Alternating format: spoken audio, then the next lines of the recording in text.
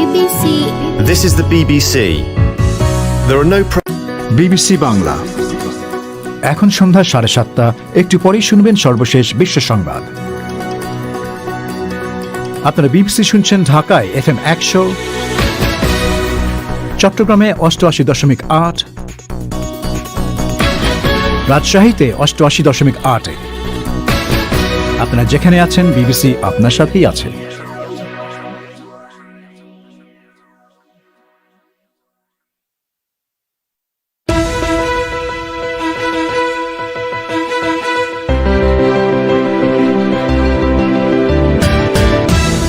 বাংলাদেশের রাজধানী ঢাকায় কোভিড সংক্রমণের তৃতীয় ঢেউয়ের আশঙ্কা করছেন অনেক বিশেষজ্ঞ। দুই ধরনের সংখ্যা, একটা হলো যে সংক্রমণ যে বাড়ছে সেইটা আবারও আমাদের সেই মার্চ এপ্রিলের মতো অথবা তারও চেয়ে ভয়াবহ হবে কিনা। বাংলাদেশে এবছরও এসএসসি এইচএসসি পরীক্ষা অনিশ্চিত। শর্ত সাপেক্ষে বাংলাদেশে এই প্রথম 3টি কোম্পানিকে কোভিড ভ্যাকসিন ট্রায়ালের অনুমতি দেওয়ার সিদ্ধান্ত। ভারতে মুসলিম এক বৃদ্ধকে মারধরের ভিডিও ফুটেজের ইস্যুতে টুইটারের বিরুদ্ধে মামলা। আর জেনিভাতে বৈঠক করছেন প্রেসিডেন্ট বাইডেন ও প্রেসিডেন্ট পুতিন। এসব নিয়ে শুরু হচ্ছে বিবিসি বাংলার আজকের প্রবাহ।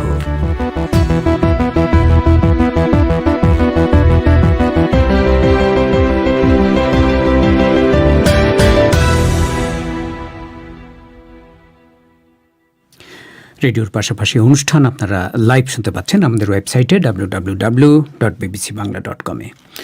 প্রবাহে আপনাদের স্বাগত জানাচ্ছি শাকিল আনোয়ার। বাংলাদেশের রাজধানী ঢাকায় করোনা ভাইরাসের আরেকটি ঢেউ আঘাত হানার আশঙ্কা করছেন জনস্বাস্থ্য বিশেষজ্ঞরা। এক মাস আগে শনাক্তের হার 7% নেমে আসলেও এখন সেটি আবারও প্রায় দ্বিগুণ হয়ে 14% হয়েছে। সীমান্তের জেলাগুলোর পাশাপাশি অন্যান্য জেলাতেও সংক্রমণের হার বাড়ছে। ফলে জনবহুল ঢাকা শহরকে এই প্রবণতা থেকে আড়াল করে রাখা প্রায় অসম্ভব হতে পারে বলে অনেক বিশেষজ্ঞ মনে করছেন। কিন্তু ঢাকার স্বাস্থ্য ব্যবস্থা তার জন্য কতটা প্রস্তুত, এ নিয়ে ঢাকা থেকে সংবাদদাতা আকবর হোসেনের পাঠানো রিপোর্ট। বাংলাদেশের উত্তর এবং দক্ষিণ পশ্চিমাঞ্চলের বিভিন্ন সীমান্তবর্তী জেলায় করোনা ভাইরাসের শনাক্ত রোগীর সংখ্যা এখন 40% উপরে। মৃতের সংখ্যাও বাড়ছে সেসব জেলায়। গত 15 দিনে শুধু রাজশাহী মেডিকেল কলেজ ও হাসপাতালে প্রায় 150 রোগী করোনা ভাইরাসে আক্রান্ত হয়ে মারা গেছেন। স্বাস্থ্য অধিদপ্তরের রোগ নিয়ন্ত্রণ শাখার রাজশাহী অঞ্চলের সহকারী পরিচালক নাজমা আক্তার বিবিসি বাংলাকে বলেন, সেখানে করোনা সংক্রমণের এখন পিক টাইম বা সর্বোচ্চ অবস্থা চলছে বলে তারা মনে করছেন। সিচুয়েশন এখন যেটা পিক উঠার সেটা তো উঠে গেছে, তাই তো? এটা তো আপনার মানে একদিনে উঠেনি বা এটা এসে পরের দিন নেমে যাবে তা না। এখন এই জিনিসটাকে আমাদের লক্ষ্য হচ্ছে জিনিসটাকে যতটা সাস্টেনেবল রাখা যায়, এটাকে আর বাড়তে না দেওয়া যায়, সেজন্য কিন্তু লকডাউনটা দেওয়া হয়েছে। এটা এখনো কমার মতো হয়নি, কিন্তু এখন আমরা যা দেখছি যে আগের চেয়ে যে বেড়ে গেছে তা না, যেটা আমাদের ছিল সেটাই আছে আর কি। মানে আমাদের ঊর্ধ্বগতি হয়ে যে হারটা ছিল এখনো সেটাই আছে। এটা যে আরো বেশি হয়ে গেছে তা এখনো আমাদের পরিসংখ্যানে অন্তত নাই। শুধু সীমান্তবর্তী জেলা নয়, ঢাকার আশপাশের জেলাগুলোও এখন ঝুঁকিপূর্ণ হয়ে উঠছে। ঢাকার বেশ কাছে টাঙ্গাইল জেলায় এখন করোনা ভাইরাসে শনাক্ত রোগীর হার প্রায় 40%। গত এক সপ্তাহের পরিসংখ্যান পর্যালোচনা করে দেখা যাচ্ছে ঢাকা জেলায় করোনা ভাইরাসে আক্রান্তের হার কিছুটা বাড়তির দিকে। এক সপ্তাহ আগে পরীক্ষা অনুপাতে শনাক্তের হার ঢাকা জেলায় 4% থাকলেও এখন সেটি প্রায় 6%। বিশেষজ্ঞদের অনেকে আশঙ্কা করছেন, শনাক্তের হার এখন দৃশ্যত কম মনে হলেও সেটি ধীরে ধীরে বাড়তে পারে। জনস্বাস্থ্য বিশেষজ্ঞ বেনজির আহমেদ বলছেন, ঢাকায় করোনা ভাইরাসের তৃতীয় ঢেউ আঘাত করলে স্বাস্থ্য ব্যবস্থা সেটি কতটা সামাল দিতে পারবে তা নিয়ে সংশয় রয়েছে। আমার একদিকে দুই ধরনের সংখ্যা, একটা হলো যে সংক্রমণ যে বাড়ছে সেইটা আবারও আমাদের সেই মার্চ এপ্রিলের মতো পুনরাবৃত্তি অথবা তারও চেয়ে ভয়াবহ হবে কিনা এক। দ্বিতীয়ত এইটার জন্য এই যে আমাদের স্বাস্থ্য বিভাগের যথেষ্ট প্রস্তুতি নিচ্ছে না বলে যে অনুমানটা হচ্ছে, সেই কারণেও আরো খারাপ লাগছে যে আমরা কি আবারও এই ধীর গতির কারণে অপ্রস্তুতির কারণে বড় সমস্যায় পড়তে যাচ্ছি কিনা।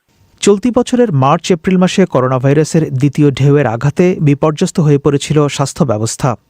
গত 1 মাস যাবৎ হাসপাতালে রোগীর সংখ্যা অবশ্য বেশ কমেছে। স্বাস্থ্য অধিদপ্তরের পরিসংখ্যানে দেখা যাচ্ছে ঢাকায় কোভিড চিকিৎসার জন্য নির্ধারিত হাসপাতাল শয্যার 77% খালি রয়েছে। কিন্তু করোনা ভাইরাসের তৃতীয় ঢেউ আঘাত করলে জনবহুল ঢাকা শহরের স্বাস্থ্য ব্যবস্থা সেটি সামাল দিতে পারবে কিনা। আজ এক অনলাইন সংবাদ সম্মেলনে বিষয়টি জিজ্ঞেস করেছিলাম স্বাস্থ্য অধিদপ্তরের অন্যতম মুখপাত্র অধ্যাপক নাজমুল ইসলামকে। এই মুহূর্তে কোভিড ডেডিকেটেড 7,000 শয্যা বরাদ্দ আছে হাসপাতালে। রোগীর সংখ্যা যদি 8,000 হয়ে যায় তাহলে সেটি কিন্তু ব্যবস্থা করা অত্যন্ত চ্যালেঞ্জিং হয়ে দাঁড়াবে। আর আমরা যদি শতকরা হারে বিবেচনা করি যে ঢাকা শহরে কত, এখনো সেটি কিন্তু 10% নিচে আছে। আমরা যদি আরো নির্দিষ্ট করে আমরা বলি যে ঢাকা শহরে এখন শনাক্তের শতকরা হার কত, তাহলে আমরা গত 24 ঘন্টার ফলাফল দেখলে সেটি কিন্তু এখনো 6% নিচে আছে। কিন্তু সারা বাংলাদেশের চারপাশ থেকে যদি রোগীর সংখ্যা বাড়তে থাকে এবং আন্তজেলা যদি যাওয়া আসাটি চলতে থাকে তাহলে কিন্তু ঢাকাতেও রোগীর সংখ্যা বেড়ে যাওয়ার একটি আশঙ্কা থেকেই যায়। গাণিতিক মডেল বিশ্লেষণ করে বিশেষজ্ঞদের অনেকেই এরই মধ্যে ধারণা দিয়েছেন জুলাই মাসে বাংলাদেশে করোনা ভাইরাসের আরেকটি সর্বোচ্চ পিক বা চূড়া আসতে পারে। বাংলাদেশ কমো মডেলিং গ্রুপের আওতায় যেসব বিশ্লেষক এ সম্ভাব্য চিত্র এঁকেছেন তারা সেটি গত 30শে মার্চ সরকারের কাছে জমা দিয়েছেন। পরিস্থিতি সেদিকে গেলে ঢাকার অবস্থা আরও নাজুক হবে বলে বিশ্লেষকরা আশঙ্কা করছেন। আকবর হোসেন। ওদিকে বাংলাদেশে করোনা ভাইরাসের সংক্রমণ ঊর্ধ্বমুখী হওয়ায় এসএসসি এবং এইচএসসি পরীক্ষা এবার আদৌ নেওয়া সম্ভব হবে কিনা এবং পরীক্ষা না হলে কিভাবে তাদের মূল্যায়ন করা হবে তা নিয়ে চিন্তাভাবনা চলছে বলে জানিয়েছেন কর্মকর্তারা। গতকাল শিক্ষামন্ত্রী দীপু মনিও একই কথা বলেছিলেন। মহামারীর কারণে গত 15 মাস ধরে দেশের শিক্ষা প্রতিষ্ঠানগুলো বন্ধ রয়েছে। এখন কবে পরীক্ষা হবে, আদৌ হবে কিনা, উচ্চশিক্ষার ক্ষেত্রে কি ব্যবস্থা হবে এ নিয়ে শিক্ষার্থী এবং অভিভাবকদের মধ্যে অনিশ্চয়তা কাজ করছে। ঢাকা থেকে সাইয়েদা আক্তার। মহামারীর কারণে যখন দেশের শিক্ষা প্রতিষ্ঠানগুলো বন্ধ ঘোষণা করা হয়, জুহাইরিয়া আনান তখন উচ্চ মাধ্যমিক প্রথম বর্ষের শিক্ষার্থী ছিলেন। এরপর অনলাইনেই পরীক্ষা দিয়ে দ্বিতীয় বর্ষে উত্তীর্ণ হবার পর এবছর তার এইচএসসি পরীক্ষা দেবার কথা। বাংলাদেশে সাধারণত এপ্রিল মাসে এই পরীক্ষা অনুষ্ঠিত হয়ে থাকে, কিন্তু জুহাইরিয়া বলছেন করোনা ভাইরাসের কারণে এখন অনিশ্চিত হয়ে গেছে সবকিছু। আমাদের এক্সাম নিয়ে তো কিছুই বলছে না যে কবে হবে। ক্লাস খুলবে করে এখন পর্যন্ত বেশ কয়েকটা নোট দিয়েছে, কিন্তু এখন এরপর আবার খুলবে কিনা সেটাও তো সিউরিটি আমরা পাচ্ছি না কোথা থেকে। আবার অ্যাডমিশন কবে হবে, এইচএসসি এর পরে অ্যাডমিশনের একটা অ্যাডমিশন দেয়া লাগবে। এখন আমরা ওটা কবে হবে ওটার বিষয়ে কিছুই জানি না। আমরা খুব অনিশ্চয়তার মধ্যে রয়ে গেছি যে কিছু করতে পারছি না। জুহাইরিয়ার মতো কয়েক লক্ষ শিক্ষার্থী এবছর এইচএসসি পরীক্ষা দেবেন। বাংলাদেশে 2020 সালের উচ্চ মাধ্যমিক ও সমমানের পর্যায়ে মোট পরীক্ষার্থীর সংখ্যা ছিল 13,65,000-এর বেশি। পরীক্ষার্থীদের মতো উদ্বেগে রয়েছেন তাদের অভিভাবকেরাও। জুহাইরিয়ার মা মুসলেমা চামেলি বিবিসিকে বলেছেন, শিক্ষা প্রতিষ্ঠান বন্ধ থাকায় সন্তানের পড়াশোনার স্বাভাবিকতায় ছেদ পড়েছে। এক সময় ছিল যারা সময় মতো পড়তে বসতো, সময় মতো টিচারের কাছে যেত, কোচিং করতো, সবকিছু একটা সময় মতো ছিল, কিন্তু এখন তো এগুলো নাই। আসলে বাসায় কিন্তু টিচার দিয়েছি ওকে আমি, তার ব্যাপারে দেখা যায় যে আর এক সময় আবার ও আবার কি করতেছে, ওই হয়তো মোবাইলে গেম নিয়ে আসে। এই তো সমস্যা, তো এই টেনশন তো এইটাই আমাদের, কি করবে ওরা পরবর্তীতে। এদিকে শিক্ষা বোর্ডগুলো বলছে ইতিমধ্যেই তারা এসএসসি এবং এইচএসসি পরীক্ষা নেবার প্রস্তুতি সম্পন্ন করেছে। এসএসসি পরীক্ষা নেবার জন্য প্রশ্নপত্র তৈরি করা হয়েছে। অন্যদিকে এইচএসসি পরীক্ষার প্রশ্ন তৈরি করার কাজ চলছে বলে জানিয়েছেন কর্মকর্তারা। ঢাকা শিক্ষা বোর্ডের চেয়ারম্যান অধ্যাপক নেহাল আহমেদ বিবিসিকে বলেছেন, কর্তৃপক্ষ চেষ্টা করবে সময় পিছিয়ে হলেও পরীক্ষা নিতে, কিন্তু সংক্রমণ পরিস্থিতির কারণে নেহাত সম্ভব না হলে বিকল্প মূল্যায়নের চিন্তাভাবনা রয়েছে তাদের। আমরা তো পুরোপুরি প্রস্তুত, সমস্ত বোর্ডগুলি প্রশ্নপত্র পর্যন্ত তৈরি করে রেখেছে এবং সরকার যখনই বলবে তখনই আমরা পরীক্ষা নিতে বোর্ডগুলি প্রস্তুত আছে। তবে বাস্তবতা হলো যে এটা পাবলিক পরীক্ষার সবার একটা সমতার ব্যাপার আছে, সব জায়গায় যাতে সবাই সমান সুবিধা পায়। এই সবকিছু মিলিয়ে আমরা যদি পরীক্ষা নিতে পারি, করোনা পরিস্থিতির কারণে আমরা সংক্ষিপ্ত সিলেবাসও দিয়েছিলাম, আমরা অপেক্ষা করছি সময়ের জন্য। এখনো আমরা সর্বোচ্চ চেষ্টা করবো, যদি এমন পরিস্থিতির সৃষ্টি হয় সারা দেশে যে আমরা পরীক্ষা নেওয়ার পরিস্থিতি করবো না, করোনা পরিস্থিতি আরো খারাপের দিকে চলে গেল, তখন তো আমরা পারবো না, এটা সত্য। তখন হয়তো আমাদেরকে বাধ্য হয়ে বিকল্প করে চিন্তা ভাবনা করতে হবে। বাংলাদেশে করোনা ভাইরাসের সংক্রমণ বৃদ্ধির মুখে এপ্রিল মাসের 5 তারিখ থেকে দেশে চলছে লকডাউন। বুধবার লকডাউনের মেয়াদ আরও 1 মাস বাড়ানো হয়েছে, কিন্তু লকডাউন সত্ত্বেও দেশে অফিস, দোকানপাট এবং গণপরিবহন খোলা রয়েছে। অনেক অভিভাবকের মনে প্রশ্ন, সব খোলা রেখে কেবল শিক্ষা প্রতিষ্ঠান কেন বন্ধ করে রাখা হয়েছে? জনস্বাস্থ্য বিশেষজ্ঞরা বলছেন, সকলেরই আক্রান্ত হবার ঝুঁকি রয়েছে, কিন্তু শিক্ষা খাতের স্থবির অবস্থা দূর করার জন্য এখন ব্যবস্থা নেওয়া দরকার। পাবলিক হেলথ ফাউন্ডেশন বাংলাদেশের চেয়ারপারসন ডক্টর শারমিন ইয়াসমিন বলছেন, শিক্ষার্থীদের বয়স বিবেচনা করে এবং তাদের ভ্যাকসিন দেওয়ার মাধ্যমে ঝুঁকি কমানো সহ নানা ধরনের ব্যবস্থা বিবেচনায় নিতে হবে সরকারকে। বাচ্চাদের বেলায় যেটা যে আপনার কোভিড-19 যদি হয়েও থাকে, সেই ক্ষেত্রে অনেক সময় যেমন আমরা হয়তো কোমরবিড ইলনেস গুলো যদি থাকে বা সেক্ষেত্রে ঝুঁকি অনেক বেশি থাকে, বয়সের একটা ব্যাপার থাকে, কিন্তু যেহেতু ইয়াং এজ তাদের হয়তো, আর এখন যদি আমরা ভ্যাকসিনেশনের কাভারেজে 12 বছরের ঊর্ধ্বে যারা আছে তাদেরকে ভ্যাকসিনেশনের কাভারেজে আনতে পারি, তাহলে কিন্তু যদি পরবর্তীতে কারো যদি কোভিড হয়েও থাকে সেই ক্ষেত্রে কিন্তু তাদের মানে সিভিয়ারিটির যে দিকটা সেটা কিন্তু অনেক কম থাকে, হ্যাঁ, এবং হয়তো মায়ের পর্যায়ে থেকে হয়তো তারা ভালো হয়ে যাবে। বাংলাদেশে এই মুহূর্তে করোনা ভাইরাস সংক্রমণের হার 15% কাছাকাছি। শিক্ষামন্ত্রী দীপুমণি বলেছিলেন, সংক্রমণের হার 5% না নামলে শিক্ষা প্রতিষ্ঠান খোলার কথা ভাববে না সরকার। সাইয়েদা আক্তার। বাংলাদেশে দেশীয় একটি প্রতিষ্ঠান সহ মোট 3টি প্রতিষ্ঠানকে শর্ত সাপেক্ষে কোভিড ভ্যাকসিনের ট্রায়াল বা পরীক্ষা চালানোর অনুমতি দেওয়ার সিদ্ধান্ত হয়েছে। এ সম্পর্কে শুনবেন অনুষ্ঠানের কিছুক্ষণ পর। তার আগে সংক্ষিপ্ত বিশ্ব সংবাদ মাসুদ হাসান খানের কাছে। যুক্তরাষ্ট্রের প্রেসিডেন্ট জো বাইডেন এবং রুশ প্রেসিডেন্ট ভ্লাদিমির পুতিন সুইজারল্যান্ডে 5 ঘন্টা ব্যাপী এক বৈঠকের শুরুতে পরস্পরের সাথে হ্যান্ডশেক করেছেন। লেক জেনেভার তীরে এক ভিলায় এই বৈঠক চলছে। তবে যুক্তরাষ্ট্র এবং রাশিয়ার মধ্যে এখন যে তীব্র উত্তেজনাপূর্ণ সম্পর্ক, সেখানে এই আলোচনায় কোনো অগ্রগতির খুব কম আশাই করা হচ্ছে। বৈঠকের আগে দুই নেতার কেউই অপরজন সম্পর্কে তেমন প্রশংসাসূচক কিছু বলেননি। ওয়াশিংটন যেসব কারণে মস্কোর বিরুদ্ধে ক্ষুব্ধ, তার মধ্যে রয়েছে সাইবার আক্রমণ, নির্বাচনে নাক গলানোর চেষ্টা, মানবাধিকার লঙ্ঘন এবং ইউক্রেনের কাছ থেকে ক্রাইমিয়াকে রাশিয়ার অন্তর্ভুক্ত করার মতো ঘটনা। তবে মিস্টার পুতিন বলেছেন, পরমাণু অস্ত্র নিয়ন্ত্রণ, সিরিয়া ও লিবিয়ার যুদ্ধ এবং জলবায়ু পরিবর্তনের মতো বিষয়ে দুই দেশ একসঙ্গে কাজ করতে পারে। ইসরায়েল গাজায় এক বিমান হামলা চালিয়েছে। প্রায় 1 মাস আগে গাজার লড়াই থামাতে যুদ্ধবিরতি কার্যকর হওয়ার পর এটা এ ধরনের প্রথম হামলা। ইসরায়েল বলছে তারা গাজা থেকে বিস্ফোরকবাহী বেলুন পাঠানোর পাল্টা পদক্ষেপ হিসেবেই এই হামলা চালিয়েছে এবং হামাসের সামরিক শাখার ব্যবহৃত বিভিন্ন জায়গাকে টার্গেট করা হয়েছে। এসব বেলুন থেকে দক্ষিণ ইসরায়েলের কয়েকটি জায়গায় আগুন ধরে গিয়েছিল। অন্যদিকে হামাস বলেছে, অধিকৃত পূর্ব জেরুজালেমে কট্টর দক্ষিণপন্থী জাতীয়তাবাদীদের মিছিলকে কেন্দ্র করে যে উত্তেজনা চলছে, তার পরিপ্রেক্ষিতে তারা এসব বেলুন ছেড়েছে।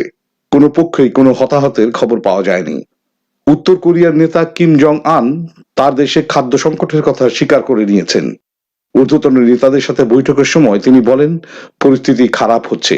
তিনি বলেন, গত বছরের ঘূর্ণিঝড়ের কারণে সৃষ্ট বন্যার ফলে কৃষিখাত তাদের লক্ষ্যমাত্রা অর্জন করতে ব্যর্থ হয়েছে। এছাড়াও পরমাণু কর্মসূচির কারণে আন্তর্জাতিক নিষেধাজ্ঞার ফলে উত্তর কোরিয়া হিমশিম খাচ্ছে। ইউরো 2020 ফুটবল টুর্নামেন্টের এক সংবাদ সম্মেলনে পর্তুগিজ তারকা ক্রিস্টিয়ানো রোনাল্ডো তার সামনে রাখা কোকাকোলার কিছু বোতল সরিয়ে ফেলার পর এর শেয়ার মূল্য পড়ে গেছে। স্বাস্থ্য সচেতন হিসেবে পরিচিত রোনাল্ডো কোকের বদলে পানি পান করতে বলেছেন। কোকাকোলা এই টুর্নামেন্টের অন্যতম স্পন্সর। মঙ্গলবার ফরাসি মুসলিম ফুটবলার পল পগবাও সংবাদ সম্মেলনের সময় হেইনিকেন বিয়ারের বোতল ঠেলে একপাশে সরিয়ে ফেলেন। ভারতে করোনা ভাইরাস বিধিনিষেধ তুলে নেওয়ার সর্বশেষ পর্যায়ে তাজমহল সহ হাজার হাজার স্মৃতিসৌধ এবং জাদুঘর দর্শনার্থীদের জন্য খুলে দেয়া হয়েছে। সংক্রমণ বাড়তে থাকার কারণে এপ্রিলের মাঝামাঝি কেন্দ্র সরকারের নিয়ন্ত্রিত এলাকাগুলো বন্ধ করে দেওয়া হয়েছিল। মাসুদ হাসান খান। এবার খেলার খবর।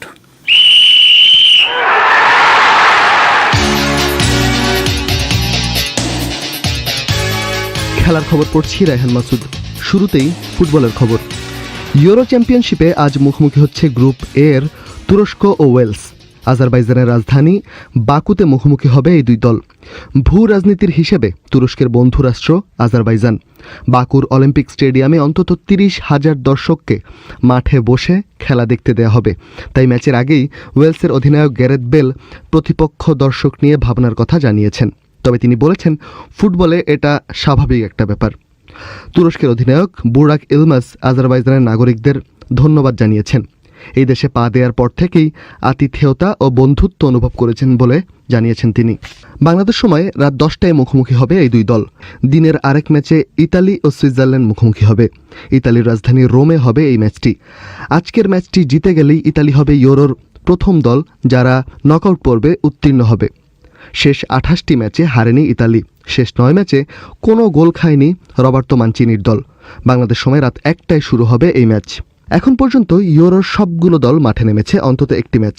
দল পর্যবেক্ষণ ও শক্তিমত্তা বিচারে কোন দল এগিয়ে জানতে চেয়েছিলাম আন্তর্জাতিক ফুটবল বিশেষজ্ঞ নাবিল কায়সারের কাছে।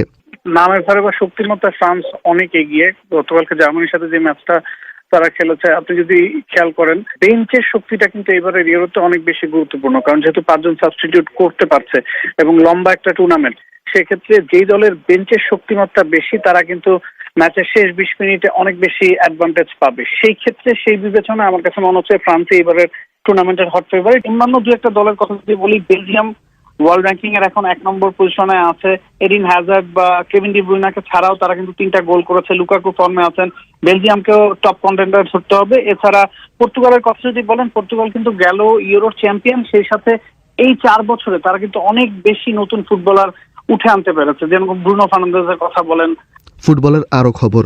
বিশ্বকাপ ও এশিয়া কাপ বাছাই পর্বের নিজেদের শেষ ম্যাচে ওমানের কাছে 3-0 গোলে হেরে গিয়েছে বাংলাদেশের ফুটবল দল। বাছাই পর্বের নিজেদের গ্রুপে শেষ দল হলেও এশিয়ান ফুটবল ফেডারেশন নিয়ম পরিবর্তন করায় বাছাই পর্বে 22তম দল হিসেবে তৃতীয় রাউন্ডে খেলার সুযোগ পাবে বাংলাদেশ। ক্রিকেটের খবর দিয়ে শেষ করছি। ঢাকা প্রিমিয়ার লিগে আজ বেশিরভাগ ম্যাচই বৃষ্টির কারণে ওভার কমিয়ে আনা হয়েছে। 12 ওভারে নেমে আসা ম্যাচে prime bank cricket club brothers ইউনিয়নের বিপক্ষে 6 উইকেটের একটি জয় পেয়েছে।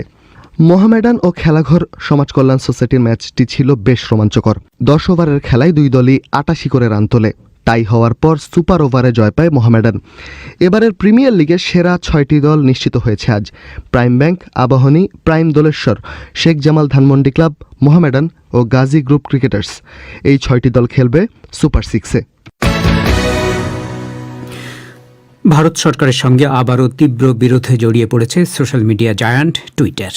ভারতের আইন এবং তথ্য প্রযুক্তি মন্ত্রী রবিশঙ্কর প্রসাদ আজ জানিয়েছেন, সোশ্যাল মিডিয়া প্ল্যাটফর্মগুলোর জন্য সরকার সম্প্রতি যে নির্দেশিকা জারি করেছে, টুইটার তা ইচ্ছাকৃতভাবে লঙ্ঘন করছে। তিনি যখন এই মন্তব্য করছেন তার মাত্র কয়েক ঘন্টা আগে ভারতে প্রথমবারের মতো টুইটারের বিরুদ্ধে একটি ফৌজদারি মামলাও নথিভুক্ত হয়েছে, যাতে উত্তরপ্রদেশের পুলিশ টুইটারের বিরুদ্ধে সাম্প্রদায়িক বিদ্বেষ ছড়ানোর অভিযোগ এনেছে। মত প্রকাশের মাধ্যম বা ইন্টারমিডিয়ারি হিসেবে ভারতে টুইটার এতদিন যে আইনি রক্ষা কবচ পেত, সেটাও ঠিক এর আগে তুলে নেওয়া হয়েছে বলে সরকারি সূত্রকে উদ্ধৃত করে ভারতীয় সংবাদ মাধ্যমগুলো জানাচ্ছে। বিস্তারিত জানাতে দিল্লির স্টুডিও থেকে এখন আমার সাথে যোগ দিচ্ছেন সংবাদদাতা শুভজ্যোতি ঘোষ। শুভ, টুইটারের বিরুদ্ধে ভারতে যে মামলাটি হয়েছে, কারণটা কি, ঠিক কেন হলো? শাকিল, আপনি জানেন ভারতের উত্তরপ্রদেশে গাজিয়াবাদের কাছে লোনিতে এক মুসলিম বৃদ্ধ আব্দুস সামাদ নামে এক বৃদ্ধ, তাকে বেশ কয়েকজন লোক মারধর করে। জয় শ্রীরাম বলে তার দাড়ি উপরে নেওয়া হয়, কেটে নেওয়া হয়, তাকে মারধর করা হয়। সেই ভিডিওটা ব্যাপক আলোড়ন ফেলেছিল এবং কিভাবে মুসলিমরা আক্রান্ত হচ্ছেন সেটা নিয়েও অনেকে টুইট করেছিলেন সেই ভিডিও, সেই ভিকটিমের বক্তব্য সমেত। সেই ভিডিওটাই আছে এই মামলার কেন্দ্রে। গাজিয়াবাদ পুলিশ বলেছে তারা অভিযোগ করছে যে টুইটার প্ল্যাটফর্মকে ব্যবহার করে সাম্প্রদায়িক বিদ্বেষ ছড়ানো হচ্ছে এই ভিডিওটাকে ব্যবহার করে। কারণ এটা সাম্প্রদায়িক কোনো ঘটনা নয়, এটা একটা শত্রুতার সুবাদে বা দুপক্ষের মধ্যে বিরোধের সুবাদে এই সংঘর্ষ, এটাই তাদের বক্তব্য। এবং এই গ্রাউন্ডে তারা অন্তত 3 জন সাংবাদিক এবং টুইটারের বিরুদ্ধেও মামলা করেছে, এফআইআর করেছে। টুইটারের বিরুদ্ধে মামলা এই প্রথম, কারণ ভারতে যে আইটি অ্যাক্ট বা তথ্য প্রযুক্তি আইন আছে তার সেকশন 79 79 নম্বর ধারা অনুযায়ী টুইটার কিন্তু একটা আইনি রক্ষা কবচ পায়, লিগ্যাল শিল্ড বা প্রোটেকশন পায়। এই এফআইআর গৃহীত হওয়া থেকেই অনুমান করা হচ্ছে যে টুইটারের সেই রক্ষা কবচ সরকার সরিয়ে নিয়েছে এবং সেটা থেকেই বিরোধের সূত্রপাত। তো ভারতের আইনমন্ত্রী এ নিয়ে মুখ খুলেছেন, তিনি আসলে এই ঘটনা সম্পর্কে ব্যাখ্যা কি দিচ্ছেন? রবিশঙ্কর প্রসাদ তিনি আজ দুপুর থেকে একের পর এক টুইট করা শুরু করেন এই বিষয়টি নিয়ে এবং তিনি প্রথমেই বলেন যে আমরা অনেক অনেকেই আমাদের কাছে জানতে চাইছেন এই ব্যাপারে অবস্থান কি। আমি পরিষ্কার করতে চাই, টুইটারকে একের পর এক সুযোগ দেওয়া হয়েছিল। 26শে মে থেকে সোশ্যাল মিডিয়া প্ল্যাটফর্মগুলোর জন্য ভারত সরকার যে নতুন নির্দেশিকা চালু করেছে সেইটা মানবার জন্য, কিন্তু তারা টুইটার ইচ্ছাকৃতভাবে সেটা মানছে না, মানতে ব্যর্থ হয়েছে। শুধু তাই নয়, ইচ্ছাকৃতভাবে তারা সেটা এড়িয়ে যাচ্ছে, এমনও মন্তব্য করেছেন তিনি। তবে আইনি রক্ষা কবচ তুলে নেওয়া হয়েছে কিনা সেটা কিন্তু তিনি পরিষ্কার করেননি। এদিকে টুইটারের মুখপাত্র একটা বিবৃতি দিয়েছেন। ভারতে টুইটারের যিনি মুখপাত্র তিনি বলেছেন তাঁরা সরকারকে তাদের সব পদক্ষেপ সম্পর্কে কিন্তু নিয়মিত অবহিত রাখছেন, এবং সরকারের যে একটা শর্ত ছিল যে একজন কমপ্লায়েন্স অফিসার রাখতে হবে, সরকার কোনো টুইট নিয়ে তাদের আপত্তি থাকলে যে অফিসারের সঙ্গে সরাসরি কথা বলতে পারবে এমন এই পদে একজনকে নিয়োগ দিতে হবে। সেই ইন্টারিম কমপ্লায়েন্স অফিসার হিসেবে ভারতে তাঁরা যে একজনকে নিয়োগ দিয়েছেন সেইটাও টুইটারের মুখপাত্র জানিয়েছেন। তো শুভ, ভারতের রাজনীতিকরা, এমনকি বিজেপির রাজনীতিকরাও এবং নরেন্দ্র মোদী নিজে টুইটারে খুবই অ্যাক্টিভ ছিলেন বা আছেন এখনো হয়তো, তো সেই টুইটারের সাথে এইভাবে বিরোধে জড়িয়ে পড়ছে কেন সরকার বারবার? শাকিল, আপনি ঠিকই বলেছেন। নরেন্দ্র মোদী 2014 ক্ষমতায় আসার পর টুইটার ছিল তার সবচেয়ে প্রিয় প্ল্যাটফর্ম। এখনও তিনি নিয়মিত টুইট করেন বিভিন্ন বিষয়ে, এবং শুধু নিজে নন, তিনি তার ক্যাবিনেটের সব সদস্যকে, সব মন্ত্রণালয়কে, বিদেশের দূতাবাসগুলোকে নির্দেশ দিয়েছেন টুইটারে সক্রিয় থাকার জন্য, তাদের প্রতিটি পদক্ষেপ টুইটারে জানানোর জন্য। সেই ধারা ঠিকই চলছে, কিন্তু টুইটারের সঙ্গে সরকারের বিরোধটা শুরু হয়েছে একটা নতুন বিষয় নিয়ে। সেটা হচ্ছে যে টুইটার কি শুধুই প্ল্যাটফর্ম থাকবে, না টুইটার কন্টেন্ট নিয়েও তাদের মন্তব্য করার অধিকার থাকবে কি থাকবে না। আপনি জানেন সম্প্রতি টুইটারও ভারতে বেশ কতগুলো ঘটনায় তারা একটা নিউজকে ফেক নিউজ বলে, একটা কন্টেন্টকে ফেক নিউজ বলে অভিহিত করেছে। বিজেপির মুখপাত্র সম্বিত পাত্রার একটা বিতর্কিত টুইটকে তারা ম্যানিপুলেটেড মিডিয়া, অর্থাৎ বিকৃত মিডিয়া বলে তারা মার্ক করেছে, যাতে সরকার অত্যন্ত চটে যায়, এবং তারপরে টুইটারের দিল্লি অফিস হানা পর্যন্ত দিয়েছিল। এই বিরোধটা তখন থেকেই শুরু। সরকারের বক্তব্য টুইটার ভারতে ব্যবসা করতে পারে, কিন্তু তাদেরকে একটা প্ল্যাটফর্ম হিসেবেই আইন মানতে হবে এবং একটা প্ল্যাটফর্ম হিসেবেই থাকতে হবে। শুভ, আপনাকে ধন্যবাদ। একটু আগে শুনেছেন যে বাংলাদেশের দেশীয় একটি প্রতিষ্ঠান সহ মোট 3টি প্রতিষ্ঠানকে শর্ত সাপেক্ষে কোভিড ভ্যাকসিনের ট্রায়াল বা পরীক্ষা চালানোর অনুমতি দেওয়ার সিদ্ধান্ত হয়েছে। বাংলাদেশের বঙ্গভ্যাক্স এবং চীন এবং ভারতের দুটো কোম্পানিকে প্রথমে বানরের ওপর পরীক্ষা চালিয়ে কার্যকারিতা দেখাতে হবে, তারপরেই মিলবে মানবদেহে ট্রায়ালের অনুমতি। এই সিদ্ধান্তের বিস্তারিত এবং এর গুরুত্ব নিয়ে কথা বলছিলাম সাইদুল ইসলামের সাথে। শাকিল, বাংলাদেশের মেডিকেল রিসার্চ কাউন্সিল বিএমআরসি আজ তাদের এক সিদ্ধান্তে জানিয়েছে যে তারা 3টি প্রতিষ্ঠানকে বাংলাদেশের ট্রায়াল চালানোর জন্য অনুমতি দিয়েছেন। এর মধ্যে বাংলাদেশের একটি প্রতিষ্ঠান রয়েছে বঙ্গভ্যাক্স নামে, এছাড়া ভারতের এবং চীনের একটি প্রতিষ্ঠান রয়েছে, যদিও বিদেশি এই দুটি কোম্পানির নাম প্রকাশ করা হয়নি। তারা এই মানবদেহের টিকার ট্রায়াল চালানোর আগে একটি শর্ত দিয়েছেন যে বানর বা শিম্পাঞ্জির উপর আগে টিকার প্রয়োগ করতে হবে, এবং সেই টিকার কার্যকারিতা বা কোনো পার্শ্ব প্রতিক্রিয়া দেখা দিচ্ছে কিনা ইত্যাদি প্রতিবেদন তাদেরকে দেওয়ার পর, সেটি পর্যালোচনার পর তারা মানবদেহে ট্রায়ালের পূর্ণ অনুমতি পাবেন। আপনি জানেন যে টিকার কয়েকটি ফেজ রয়েছে। মানবদেহে পরীক্ষা চালানোর প্রথম ফেজ, এরপর দ্বিতীয় দফায় আবার মানবদেহের উপর পরীক্ষা চালাতে হয়, তৃতীয় দফায় চূড়ান্তভাবে চালানোর পর সেই টিকাটির কার্যকারিতা দেখে চূড়ান্ত অনুমতির বিষয়টি নির্ভর করে, এবং সেই চূড়ান্ত অনুমতি নিতে হলে বাংলাদেশের ওষুধ প্রশাসন থেকে তখন অনুমতিটি পেতে হবে। বঙ্গভ্যাক্স গত জানুয়ারি মাসে বাংলাদেশের ট্রায়াল চালানোর জন্য অনুমতি চেয়েছিল, নানা বৈজ্ঞানিক জটিলতা বিষয়টি আটকে ছিল। তবে প্রায় 5 মাস পর সেই অনুমতির বিষয়ে একটি অগ্রগতি হয়েছে বলে জানা যাচ্ছে। তো এই যে 3টি কোম্পানিকে বাংলাদেশের প্রথম যে ট্রায়ালের অনুমতি, নীতিগত হলেও একটা অনুমতি দেওয়া হলো, কতটা গুরুত্বপূর্ণ এটা আসলে? শাকিল, এই অনুমতির পরও টিকার পুরো প্রক্রিয়াটি শেষ করে সেটি কার্যকরী কিনা সেটির জন্য বেশ সময় লাগবে, কিন্তু বাংলাদেশের বিশেষজ্ঞরা বলছেন এটি আসলে অত্যন্ত তাৎপর্যপূর্ণ বাংলাদেশের জন্য, কারণ নানা রকম বৈজ্ঞানিক সমস্যা, সরকারি সিদ্ধান্তহীনতা সব মিলিয়ে বাংলাদেশের ট্রায়ালের বিষয়টি অনেকদিন ধরে আটকে ছিল। আপনি জানেন চীনের একটি প্রতিষ্ঠান সিনোভ্যাক, তারা বাংলাদেশে ট্রায়াল করতে চেয়েছিল, সেটিরও নীতিগত সিদ্ধান্ত দেওয়া হয়েছিল, কিন্তু পরে নানা জটিলতা সেটি আটকে যায়। বিশেষজ্ঞদের আশা যে বাংলাদেশে কোনো ট্রায়াল করা হলে সেটি একদিকে যেমন করোনা ভাইরাসের গতি প্রকৃতি বুঝতে সুবিধা হবে, তেমনি টিকার গবেষণায় দেশের সক্ষমতা বাড়বে। আবার এসব টিকা উৎপাদনে গেলে সেক্ষেত্রে বাংলাদেশ টিকা পাওয়ার ক্ষেত্রে অগ্রাধিকার তালিকায় থাকবে। আর বঙ্গভ্যাক্স বাংলাদেশের একটি টিকা, যদি এটি শেষ পর্যন্ত কার্যকর বলে প্রমাণিত হয়, তাহলে বাংলাদেশে বর্তমান টিকার যে সংকট চলছে সেই সংকট নিরসনে এটি একটি বড় ভূমিকা ভূমিকা রাখবে বলে বিশেষজ্ঞরা মনে করছেন। সাইদুল ইসলাম। আপনারা শুনছেন বিবিসি বাংলার সন্ধ্যাবেলার অধিবেশন প্রবাহ। বাংলাদেশে ফেসবুকে আজ কোন কোন ইস্যুতে মানুষজন বেশি কথা বলছেন, এ নিয়ে ঢাকা থেকে ফয়সাল তিতুমির। ধন্যবাদ শাকিল। সামাজিক যোগাযোগ মাধ্যম কিন্তু এখন অনেকটাই ফুটবলময়। এর সাথে আরও যেসব বিষয় আলোচনায় সেগুলো জানাতেই হাজির হয়েছি আমি ফয়সাল তিতুমির, আর সঙ্গে আছেন আমি আফরোজানিলা। তিতুমির যেমনটি বলছিলেন, দুটি ফুটবল টুর্নামেন্ট এখন চলছে স্বাভাবিকভাবেই। কোপা আমেরিকা ও ইউরো নিয়ে নানান আলোচনা চলছে ফেসবুক টুইটার জুড়ে। তবে গতকাল পর্তুগাল হাঙ্গেরি ম্যাচ পূর্ববর্তী একটি ঘটনা এখন সবচেয়ে বেশি ট্রেন্ড করছে, আর সেটা হলো পর্তুগিজ অধিনায়ক ক্রিস্টিয়ানো রোনালদোর সংবাদ সম্মেলনকে ঘিরে একটি ঘটনা। ঠিক তাই নীলা, এবং ঘটনাটি হলো যে সাংবাদিকদের সঙ্গে কথা বলার আগে তিনি টেবিল থেকে টুর্নামেন্টের স্পন্সর কোকা কোলার বোতল সরিয়ে রাখেন। এ সময় পানির বোতল হাতে নিয়ে সবাইকে ইশারা করেন পানি খেতে। সাথে সাথে ভাইরাল হয়ে পড়ে তার ওই 5 সেকেন্ডের দৃশ্য। সোশ্যাল মিডিয়ায় শুরু হয় তুমুল আলোচনা, খবর বেরোতে থাকে এই ঘটনার কারণে নাকি কোকা কোলার ব্র্যান্ড মূল্য কমে গেছে $400 কোটি। স্বাভাবিকভাবেই নানান মতামত মন্তব্য আছে নিয়ে, যেরকম সাদমান তুহা রোনালদোকে সমর্থন করে লিখেছেন, এগুলো বর্জন করা বাঞ্ছনীয়, অন্তত সুস্থ থাকতে যারা চায়। ইয়াসির আরাফাতের একই মত। CR7কে ধন্যবাদ দিয়েছেন সবাইকে ভালো পরামর্শ দেওয়ার জন্য। অন্যদিকে বৃষ্টি সারওয়াত লিখেছেন, চিন্তা করেন আপনি খালি একটা বোতল টেবিল থেকে সরিয়ে অন্য একটা বোতল টেবিলে রাখলেন, ব্যাস 34,000 কোটি গায়েব। ইনফ্লুয়েন্সটা দেখেন, দুনিয়াবি সাকসেসের ফাইনেস্ট এক্সাম্পল। জীবনের লক্ষ্য তো হওয়া উচিত এমন। মামুন আবদুল্লাহ লিখেছেন, পর্তুগাল মহাতারকার এমন একটা নীরব শক্তিশালী প্রতিবাদের অপেক্ষায় ছিলাম। অনেকেই কিন্তু এরকম মন্তব্য করছেন, তবে মেঘ নামের একজন লিখেছেন, সবাই ভাবছে সে ফিলিস্তিনের হয়ে প্রতিবাদ করেছে। আরে ভাই, সে তার ফিটনেসের জন্য সেটা খায়নি, তবে এটা হয়তো ভুলে গিয়েছিল যে কোকা কোলা একটা স্পন্সর, প্রচারের জন্যই তার সামনে দেয়া হয়েছে। মোহাম্মদ মামুন লিখেছেন, রোনালদোর কারণেই ফুটবল খেলাটা এত ভালোবাসি, আমার চোখে তুমিই বিশ্বের সেরা ফুটবলার। এদিকে একই দিন ফ্রান্স জার্মানি ম্যাচ ঘিরে সংবাদ সম্মেলনে এসে সামনে থাকা বিয়ারের বোতল সরিয়ে দেন পল পগবা, সেটাও কিন্তু ট্রেন্ড করছে। ঠিক তাই। অন্যদিকে আজ বিকেলে সংবাদ সম্মেলন করেছে নিখোঁজ ইসলামী বক্তা আবু তহা আদনানের স্ত্রী সাবেকুন নাহার। সেই সংবাদ সম্মেলনের ভিডিও খবর বেশ আলোচনার জন্ম দিয়েছে সোশ্যাল মিডিয়ায়।